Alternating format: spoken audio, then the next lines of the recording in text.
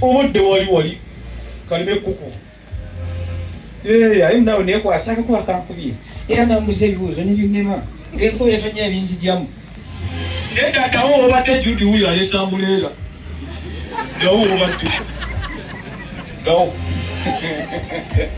Judy wuyo alesambuleera oyo nebisonko Judy atema era nebamutandijjemu buswa mu bisaawe abasibagalona mugulu Judy abadde ajja bufuukuula ate yasinga okuba n'ekigere ekinene ku radio naye nno mukama wange kati awo tunesootinga yatuzeeyo ekibuzo ekisooka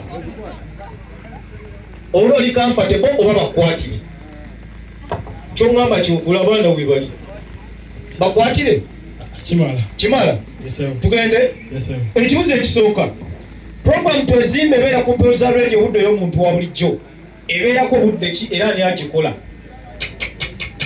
ekolebwa okuva ku Monday mpaka ku Lokutaano kuva ku ssaawa 4 mpaka ssaawa 6 ekolebwa Mr. Sonko Judy oyo abadde akwatidde ambuleera. Ekibuzo ekyokubiri mpa amannya ga managing director owa radio obudde y'omuntu wa bulijjo.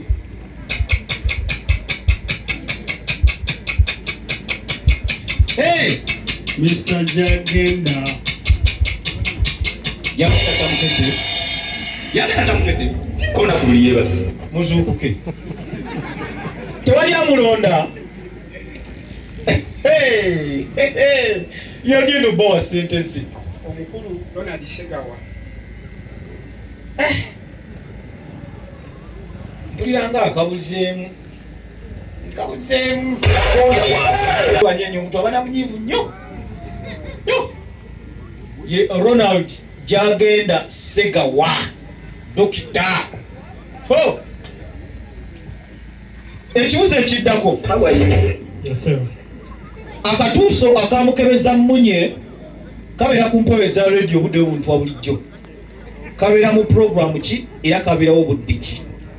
kabeera mu programu Serukeera kabeerawo ku ssaawa 2 ez'okumakya mpaka ssaawa 2:10 bakuwe omulangira Kalema mukozi ku mpewo za radio obudde y'omuntu wa bulijjo. Mpa programu zakola ku mpewo n'obudde bwe zibaako. Akola programu tukunjuke ebeerayo ku lunaku olw'Essande kuva ssaawa 7 mpaka ssaawa 9 ne programu gye bayita enkuza y'olulimi Oluganda ebeerayo ku Sande ssaawa 3 ez'ekiro mpaka ssaawa 5. Baye naye tutandikidde ku ssaawa 5 mpaka ku ssaawa 3.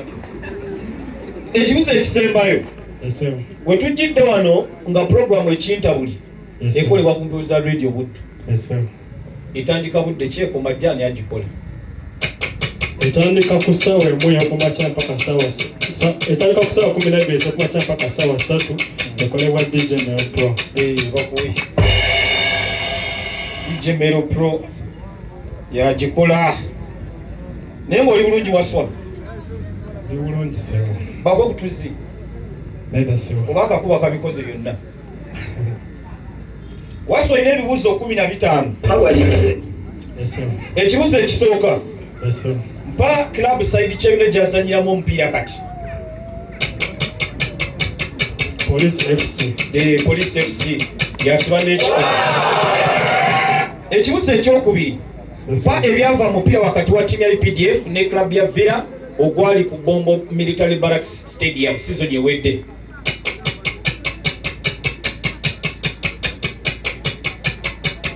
UPDF yakuba Villa emuziro nedda wagwa 2-0 UPDF ngekuba Villa. Ekibuzo ekyokusatu njagala ompe university esinga okuwangula University Football League emirundi emingi era ina ebikopo bimeka? Uganda Martyrs University nkozi erina ebikopo 3. Ekyokusatu yakiwangudde guwedde. Njagala ompe ebyava mu quarter finals Buddu ze yazanya season ewedde mupiira gw'amasaza ga Buganda. Buddu yakuba muweekula ogumu yamukuba 2-1 bene omulala ne guggwemu emu. Nedda. Byondo byani. Buddu yajja mukabula okwasukwa yamukuba 2-0. Ogwokubiri ne gwalemagana gole emu ku emu. Bakuwe. Kyogamba kambulera kadde kakuyisa bubi. Waswa. Season ya 2024-2025 mu mpaka eza CAF Confederations Cup, timu ya Kitara yaluzinga ku timu ya El Hilal Benghazi ewaka kubanga games ezo zonna zasambibwa ku kisaawe ekya Benina Matters Stadium, ekisaawe ekyo timu ya El Hilal wezannyira. So ogumu gwali waka nga Kitara yegukyazizza, omulala gwali kwawe byali ku kisaawe kimu. Kati omupiira gwali waka nga Kitara yegukyazizza gwaggwa 3-2 Kitara nga bagikuba. Njagala ompe abateebera Kitara. Waliko Dennis Omedi ne Jesper Ahewo. Kanteleze mukoseo. Waliko Dennis Omedi ne Titus Timotimu. Manya Bukenya Andrew. Waliko Dennis Omedi ne Brian Ahewo. Ne Brian Ahewo. Tito Sematimba yateba mu game eyalinga eri kwawe n'omusambi ogwo bayita Omedi. Ekibuuzo eky'omukaaga. Uganda mu mpaka eza Netball World Cup wa 2023 yakwata ekifo kya 5. Njagala ompe opponent gwe yazannya ng'ekwata ekifo eky'okutaano.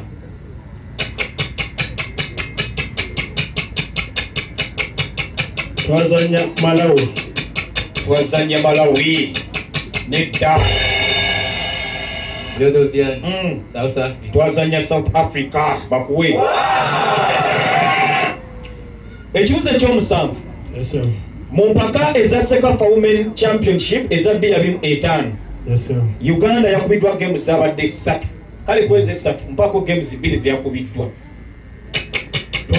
Twaluzinga ku Tanzania 0 ne Kenya ne tukuba 2-0. Nedda. No. Kenya Andrew. Twaluzinga ku Burundi 0, twaluzinga ku Tanzania 2-0. Ogwa Tanzania ongambye nnya. Ekibuuzo ekyomunaana. Njagala ompe ebyava mu Big League promotion, ekitegeeza amatiimu agasuumusibwa okujja mu Big League nga gava mu nga in fact mpa ebyava mu final wakati wa Buganda Regional League ne Kampala Regional League playoff, mpa ebyava mu ka final. Final eyo yawangulibwa Kakidanga kuba Super Eagles Lugongwe ku aggregate 3-1. Oku aggregate 3-2 ogumu gwaggwemu emu omulala ne gwangula 2-1. Kale Daniel wakuba nti abadde era yeebase.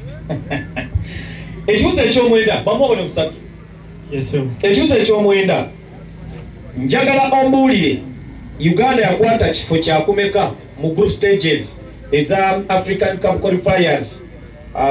Then ombele points ze yakungaanya mu mpaka eza AFCON ze tugenda okugenda mu group stages. Njagala ompe ekifo Uganda kyamaliramu mu group mwe yali nga tunoonyaako baani abagenda mu mpaka eza AFCON. Ompele points ze yakungaanya. Tamale mu kifo kya 10 nafuna points 17. Bakuwe. South Africa yatusinga ne points 14. Waswa. Njagala ompe amanya g'omutendesi w'eggwanga erya Nigeria.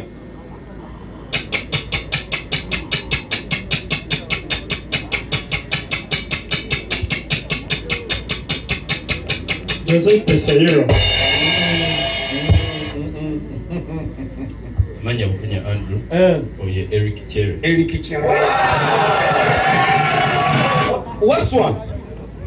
Njagala ompe ebyava mu mupiira ogwasembayo yoke tugende mu kuddabiriza ekisaawe kye ky'Ennamboole Uganda Cranes gwe yasambiramu.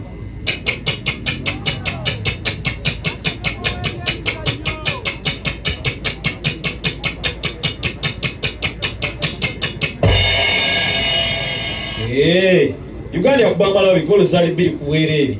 Era twali tugenda mu mpaka eza 2020 za African Nations Cup lwakwasi twagenda twakwata kyakusa. Waswa Wanji Yosefu okyazanyira club ki?